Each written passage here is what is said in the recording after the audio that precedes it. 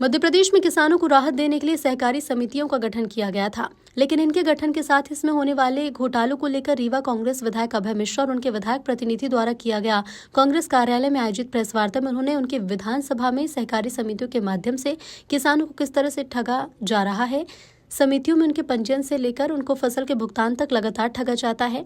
विधानसभा में किसानों के साथ अनियमितता है, किसानों को किसान नहीं माना जा रहा, फसलों के भुगतान 10 महीने बाद भी नहीं हो पा रहे हैं, सहकारी समितियां मनमानी कर रही हैं और जिला कलेक्टर संरक्षण दे रहे हैं। मुख्यमंत्री ने जांच के निर्देश दिए, उसके बाद भी अभी तक जांच नहीं हुई। जब मुख्यमंत्री रीवा या विधानसभा के दौरे पर आते हैं तो सरकारी समिति अधिकारी पुलिस के साथ मिलकर किसानों को बंद करवा देते हैं ताकि वो मुख्यमंत्री के सामने बात न कह पाए। समितियों के जरिए किसानों को लगातार प्रताड़ित किया जा रहा है, उनकी कोई भी सुनवाई नहीं हो रही है। अब पूरे घोटाले की सीबीआई जांच की मांग की गई है। रीवा जिले में सहकारिता विभाग के जुड़े अधिकारियों की संपत्ति की जांच की मांग भी की गई है। खेल तो यहाँ शुरू हुआ कि जो इन्होंने बताया कि 1.5% से ज्यादा जो घोटाले किए हैं या जो ब्लैक लिस्टेड हैं उनको नहीं दिया जा सकता, उपार्जन नीति का काम नहीं दिया जा सकता। हमारी कलेक्टर महोदया बार बार वो शामिल हैं, उनके कुछ टूल्स हैं। ज्ञानेन्द्र पांडे नाम का आदमी जो रीवा का लोकल है, 4-5 वर्ष से पदस्थ है, जिसके विरुद्ध 48 करोड़ रुपए वसूली के FIR का आदेश है। 48 करोड़ कौन है? जो ऐसा इन्होंने अभी बताया ना, किसान ने जो अपने वो रसीद कटाते हैं, एक दिखाइए ना रसीद, जैसे जमा कराते हैं, वो जो पैसे थोक में खा लिए जाते हैं। आपने 3-4 साल पहले सुना होगा रीवा में सैंडविच घोटाला। अब आप बताइए, ये आज के जमाने में ये तरीका है पैसा लेने का एक गरीब किसान का? ये कौन है, कहाँ चला गया, इसका कोई रता पता है? कुछ नहीं। ऐसे ऐसे करके लाखों करोड़ रुपए, हजारों करोड़ रुपए इन किसानों के खा लिए जाते हैं और किसान ये रसीद लिए सीधा किसान घूमता है, अंत में कुछ नहीं कर पाता, वो अलग मैटर है। तो हम ये बता रहे थे कि वो जो ज्ञानेन्द्र पांडे है उसके खिलाफ ऐसा, और उसको लोकल जिले में पदस्थ कर रखा गया है। कलेक्टर महोदया का वो टूल्स है। कलेक्टर महोदया भ्रष्टाचार में इन्वॉल्व हैं। सीधे अगर हम टेप तो नहीं करा पाए कि कोई रंगे हाथ वाला नहीं है, पर पेपर अभिलेख बोल रहे हैं। कैसे बोल रहे हैं? जो शासन की नीति है कि 1.5% से ज्यादा होगा उसको नहीं दोगे, आप उनको बार बार दे रहे हो, बार बार दे रहे हो, उनके खिलाफ कार्रवाई नहीं कर रहे हो।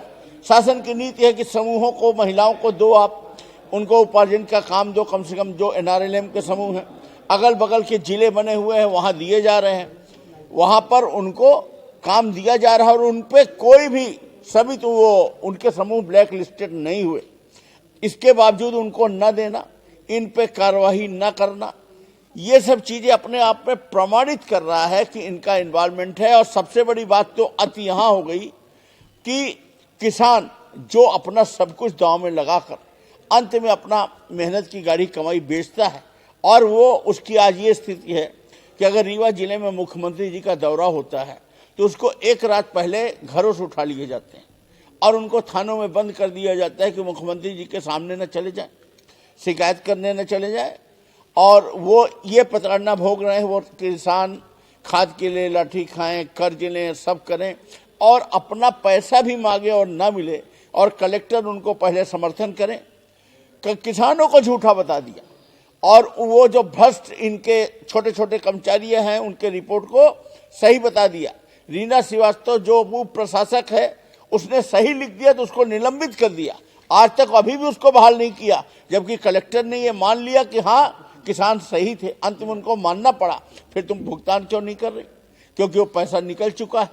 फिर इसके बाद हाई कोर्ट में समिति प्रबंधक की इन्होंने मदद की और ये कहलवाया कि अगर इसको जेल में डाल देंगे तो किसानों का पैसा कौन देगा। उसने और उसको इस आधार पर जमानत दिला दी और उसने 1 रुपए भी नहीं जमा किया। अब उसने एक और स्टे ले लिया। ले दे के सबसे सरल कौन है? किसान। मर कर कौन रहा है? किसान। किसान के नाम पर दिन भर शब्दों का जलपान कौन करा रहा है? सरकार। 20 साल से शिवराज जी के टाइम से शब्दों का जलपान कराया जा रहा है। किसान किसान ये खेल रहे हैं और किसान जो कत्यो पड़ा बिल्कुल मजबूर है और उसके नाम पर इतनी ठगी और इतनी लूटपाट। और सबसे बड़ी बात यह है, सहकारिता, ये उपार्जन, विपणन, वेयरहाउस, मिलिंग, आज जो आपके सामने आया है ये केवल उपार्जन नीति है। अभी मिलिंग वगैरह ये सब बचा हुआ है। अगर इनसे जुड़े हुए लोगों की संपत्तियों की आप जांच कराएं तो ये जो लाखों करोड़ का घोटाला है वहां आपको दिख जाएगा। एक तरफ कर्ज ले रहे हैं और दूसरी तरफ लूट कर रहे हैं और किसान के नाम पर भ्रष्टाचार हो रहा है और अभी भी हमारे रीवा जिले के 59 किसानों का पैसा नहीं दिया गया।